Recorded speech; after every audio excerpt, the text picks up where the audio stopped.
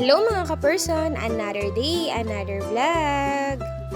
At ito nga, maaga pa lang ay naglalambing na agad sa akin tong mga bata ko.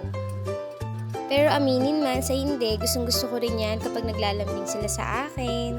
At ito nga, pagbaba pa lang namin, ay may first customer na agad ako, si Baby Sian. Inaabangan nga daw niya akong bumaba.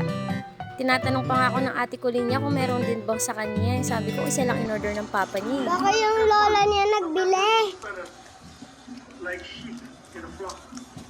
Here in the South, everyone is free to deliver their feelings, their advocacies, and their Favorite mo ba yan?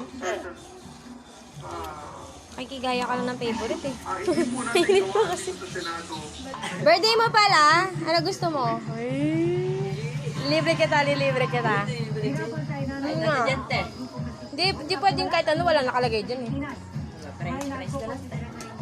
Sure? Rice?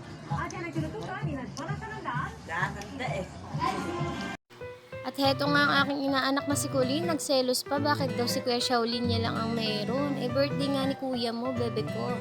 Buti na lang mahilig sa pagbibideo tong panganay ko. At yan, habang may bumibili sa akin, eh, siya nang nagbideo.